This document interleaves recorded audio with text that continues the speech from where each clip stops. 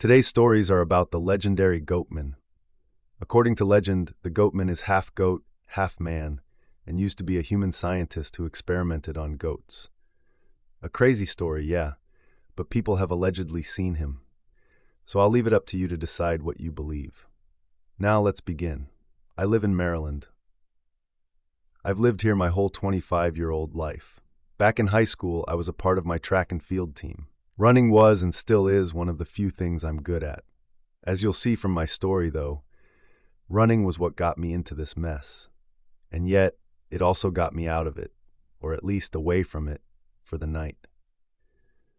After high school, my parents let me move into their country rent property under the condition that I either further my studies by attending college or remaining employed full-time. They even offered to let me take over payments for the house if I had the monthly income to do it, meaning I had the chance to make it my own home one day. I was lucky for this. Not too many kids out of high school had the opportunity to be homeowners out of the gate. I just needed to find a well-paying job. I wasn't really interested in going to college, honestly. I never really figured out what I wanted to do or be, so I thought I'd go to college one day when I was ready and had stable finances. My parents' rent house was located down a long dirt road through miles of pine and oak trees. It creeped out a lot of my friends that I had over, but I never really thought of the place as creepy at first. To me, it was really serene. Waking up for a morning jog and hearing nothing but birds and bugs, it really got me pumped for the day. But coming home at night for a brisk run after dark was almost better. Now, a week or so after moving in and keeping my tradition of running alive, I began to take notice that I wasn't so alone out there. I would do my runs along the dirt road, 2 miles in and 2 miles back, according to my Fitbit. The morning run was always solitary. I didn't seem to have a neighbor for miles, so I never saw any other walkers or cars pass by. But some nights were different. On occasion, on the way back home, I would sometimes pass by a man in a hood and a badly bent back. He'd be walking along the opposite side of the road, going the other way. The first few times I passed him, I would nod or wave, but I never received anything in response. I didn't mind. I took the hint. Some folks just don't want to be bothered. After about a week, I simply gave up the communication. Even so, I continued to keep an eye on him every time I saw him. Out there, almost alone, but always trying to keep myself occupied, it gave me something interesting to do. Observing him, trying to learn as much about him with the fleeting seconds I had with him those nights. I gathered some things about him. For one, he seemed to have a limp, and it almost seemed like it got worse every time I saw him. Also, I believe he carried something under his cloak. I thought it was a walking stick or something, but I never saw or heard it hit the ground. About a month into living at the place, I woke up in the middle of the night to the sound of screaming coming from the woods. For a moment, I assumed it was one of those weird waking dream things, but after I rubbed my eyes and looked around, I heard it again. I stood up and faced my window, peering out. It was coming from the direction of the dirt road for sure. A woman's scream. I threw on my loafers and ran outside. For a while there, I thought that would be the last of it. I didn't hear the sound again until I was reaching for the doorknob to head back inside. The moment I heard it from behind me, chills crept over my skin like freezing, biting ocean water. I was very sure then it was a woman's scream. Grabbing my cell phone, I dialed the police and reported what I'd heard. Within the next couple of hours, a police cruiser drove down the dirt road and into my driveway slowly. An officer stepped out while another officer remained in the car. The one that approached me verified that I was the one who reported the sound. Then he let me know that they would drive up and down the road for a while in case they saw anything, but so far there was nothing out of the ordinary. I stayed a couple of hours, but the police didn't come by again. I was told by the operator earlier that the region did have the occasional bobcat, and reports of strange screams often ended up being bobcat cries. As I didn't know any better, I left it at that. Over the next month, I managed to land myself a job at a local but well-to-do tech shop. Because it was local, they didn't require a degree. They had me put together a computer, then solve a list of 20 different common problems with a different computer. I passed, and they gave me the job with a guaranteed full-time position and $3 raise after 6 months. That meant I'd be 6 months away from taking over payments for the house. I was incredibly excited, and it meant that I'd be able to quit the fast food job I'd been working. A few weeks later, everything seemed to be going well. My runs were as enjoyable as ever. Better money was already coming in, but to be honest, I was starting to feel a bit lonely out there. I'd been seeing the hooded man on the road as usual, still limping, still carrying something around underneath that old, tattered cloak. After the screaming incident, I did feel a bit wary of the man, but that had long since passed. In fact, I'd begun to feel more and more, well, sorry for the guy. If I was lonely after a couple of months out here, he must have been well beyond lonesome, and the way he limped worse and worse over the weeks. I figured at one point that maybe, since he was kind of a neighbor to me, I'd keep him company one night. Sure, he had never replied to me, but that was when I'd had headphones in, and I was moving at a quicker pace. One night as I was jogging back from the 2-mile mark, I spotted his disheveled form approaching steadily in the distance. The full moon allowed me to see a bit further than usual. I slowed down to a walk and I caught my breath. I thought about what I was going to say. Just as he was stumbling past, I breathed in and spoke to him. "Hey there, would you mind some company?" For the first time since the first night I saw him, he reacted. The man stopped in his tracks. I turned to face him and approached his closest side. He began to walk again, and I walked next to him. I noticed his breathing was deep and slow, even a bit hoarse. More than ever, I was wondering why the guy so frequently took walks out here. What with the limp and trouble breathing and all that. "So I see you around here from time to time on my runs." I tried to start a conversation.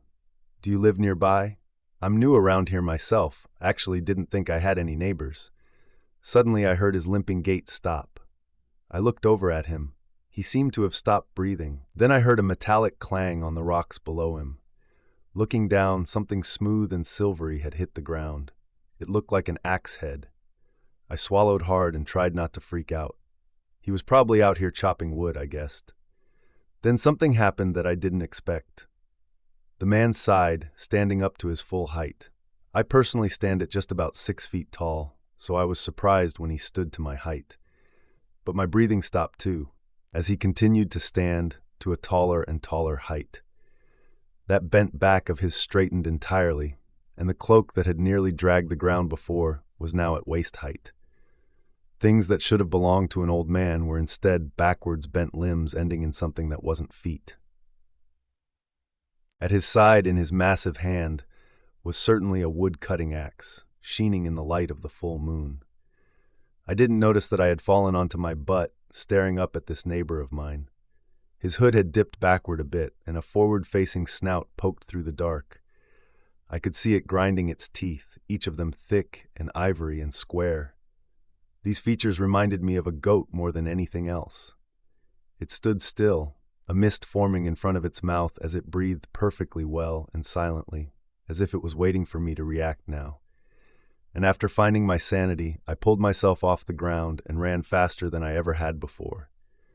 I had another 1.5 miles to go, or so, and I ran the full way, only stopping when I was able to collapse on my own couch. After that experience, I ran only in the morning, and only after a week without running at all, terrified that I would see the hooded figure again.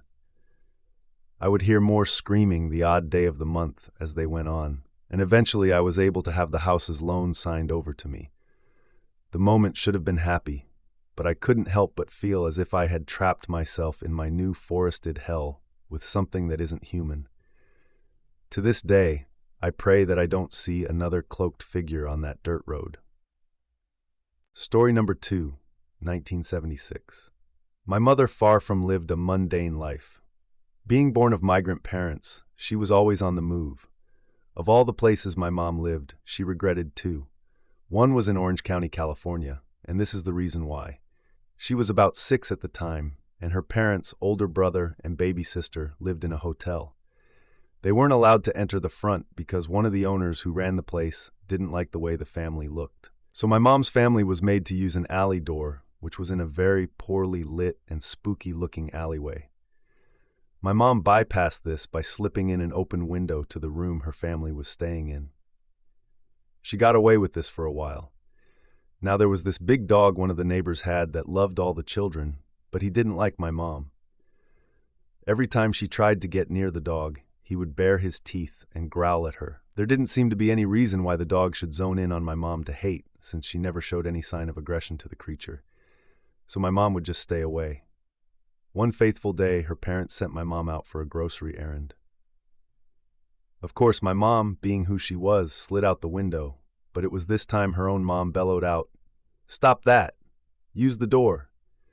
My mom just shrugged this off. After all, she was already out, so what did it matter? So she went to get the groceries and headed home. It had just become dusk, and Mom realized that her window entrance was closed, shut, and locked. Her fear began to peak. She didn't want to walk the 17 feet to the door she could barely see, so she rapped on the panel only to have her mom yell, "Use the door!" What could my mom do? If she kept defying her mother, it could end in a punishment, so she had to brave this dark alleyway. She had to take baby steps because 1, the alleyway sidewalk was in disrepair, and 2, it was that dark. She got about 10 feet in when she heard deep breathing, breaths that were not her own. She stopped, eyes wide, but couldn't see anything. She felt a tingling in her body that she wasn't alone. Braving it, she took a few more steps, only to now hear a low growl.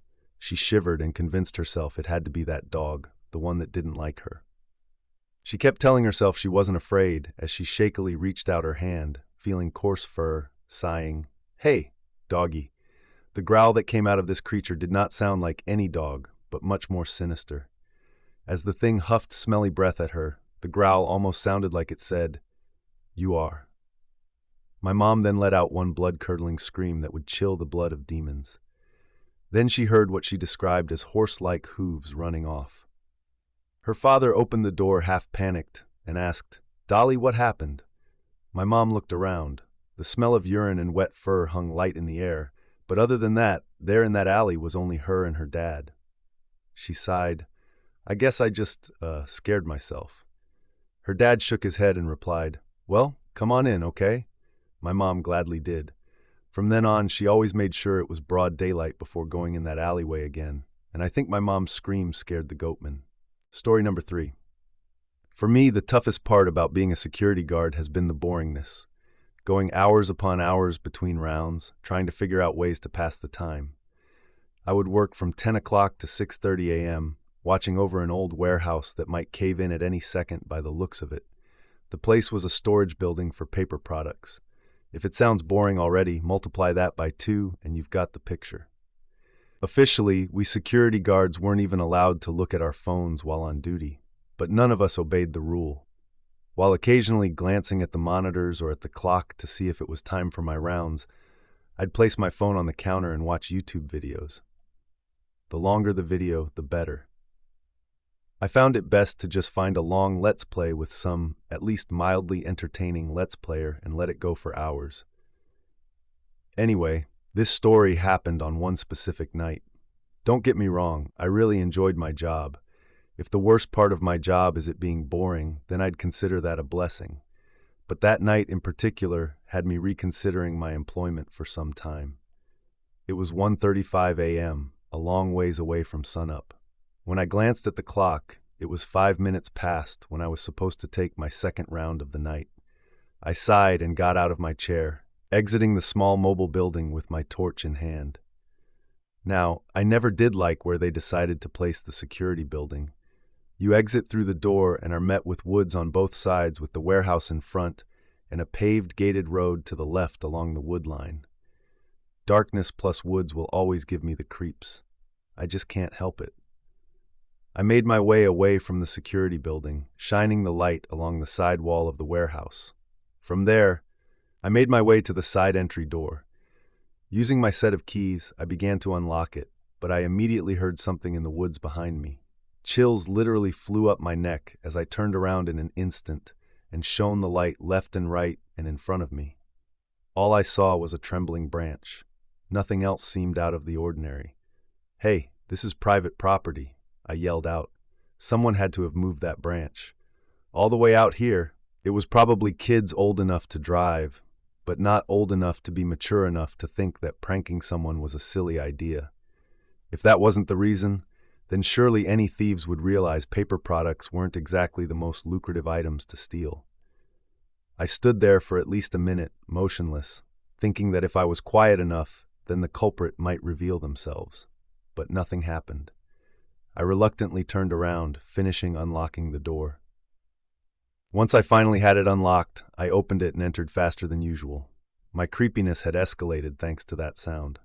The building interior was mostly empty. I simply had to shine the light from corner to corner, slowly checking and making sure nothing was missing, out of place, or human. I did so, the light beam gliding along the walls as everything appeared fine, except for how shaky my hand had become. Once that was clear, I made my way upstairs where the manager's office was, including the archives. That was arguably the more important area to check, as that's where the planning was done and the keys and paperwork were held. I climbed the steps, and about halfway up, I heard something on the wall just to my right that nearly made me fall back down the steps. A massive bang reverberated throughout the building, originating from my exact position by the wall. Instead of turning to face the wall, I held tightly to the rails, grabbing at my chest afterwards. My heart very much pounded and ached with fright.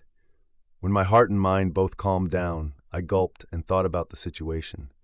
Whatever hit the building had hit the wall about 12 feet up. As I said, I'd been halfway up the steps. The wall had been hit right where I'd been from the outside.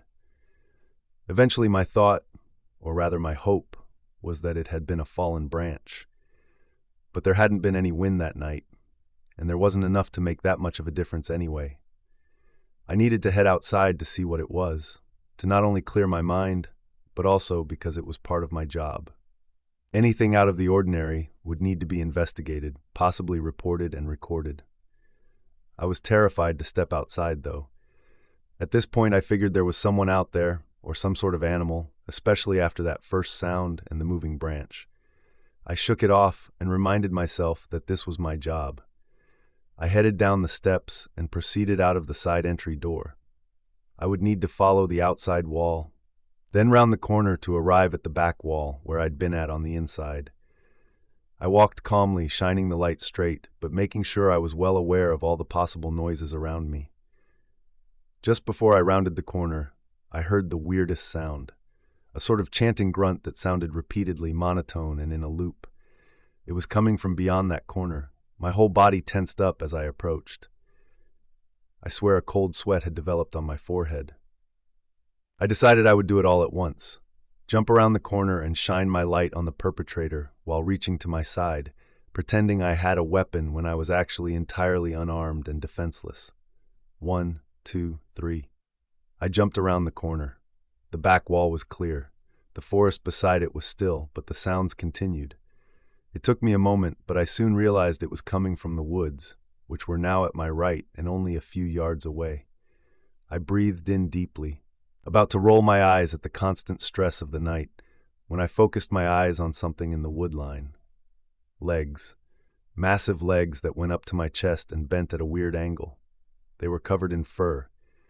I followed them upward to see an oddly small torso, bony and also covered in fur. The arms attached to it were extremely thin and reaching up into the tree next to it. At first I thought I had interrupted the creature climbing up into the tree, but as I got a good look at its face and the way it was moving, it was clear it had been climbing down the tree, as if it had been waiting for me. When I saw the face, I gasped. It was a mess of disgusting, greasy, matted hair or beard, with 2 black beady eyes set way back in its skull. At the sides of its head were curled horns similar to that of a ram, though its snout reminded me more of a goat. Now my instincts took over. You can laugh or roll your eyes at what I did next, but I can tell you with all honesty that this is how my body decided to react. I screamed, my arm whirling back. Then I chunked my heavy black flashlight or torch at the thing, causing it to flinch just slowly enough that the metal flashlight hit it in the shoulder. It grunted as I ran like a scared little boy all the way back to the security building. I watched the monitors, which unfortunately did not record hardly any portions of the woodline. The cameras were set primarily on the warehouse, and this creature, using the forest as cover, moved to the back of the security building, still grunting while beginning to shove on the side of it, causing the thing to rock back and forth. This continued for 5 minutes or so, as I had to quite literally remind myself to breathe in my panic. When it stopped, I stayed put and quiet until morning, at which the next guy opened the door to the security building, seeing me halfway on the floor and horrified. I explained that I had nearly been attacked by some animal, and I let them know to watch out for something big in those woods, but I kept the rest of the details to myself. I continued to work at that job since then, but not one time after that did I encounter anything even remotely similar. To this day, I pray that everything that I experienced was just a very vivid and bad dream or night terror or something, but I know that that's denial on my part. Wish me luck, everyone. I still work here, and just as a note, don't take your boring job for granted.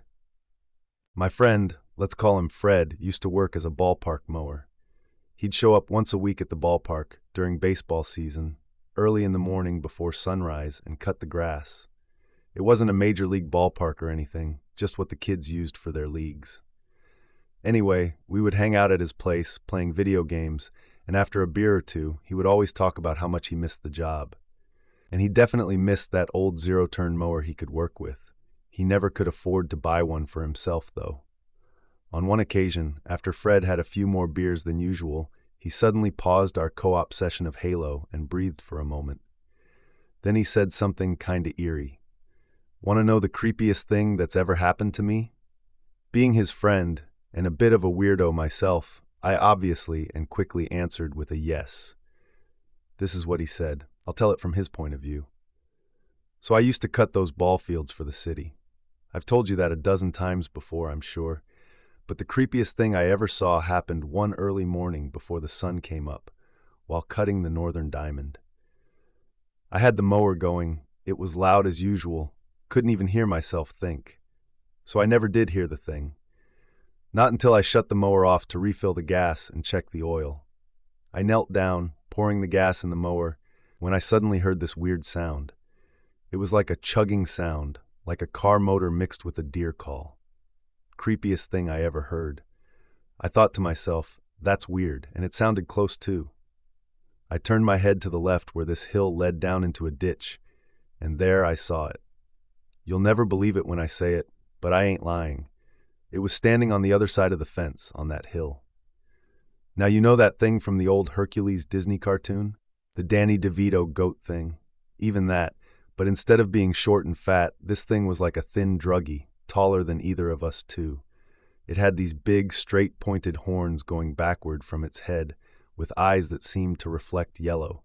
Its teeth were bared and nearly sparklingly white. It was just standing there, goat legs, human torso, goat head, all that. It was just watching me, like it was mad that I had just cut up the grass it wanted to eat. I stood up and stared back at it. After a few jarring minutes, it walked away and disappeared over the hill. I never did see it again. That was my friend Fred's quick and pretty creepy experience. I've always trusted the guy. I can't think of one time he's ever lied to me, and I believe it wholeheartedly. Sometimes the creepiest and most unexplained things in existence are just a head turn away. Be careful out there. Now, we have come to the end of today's episode, and if you like these stories, then hit the like button, press the notification bell, and subscribe for more spine-tingling content. And we will see you in the next story.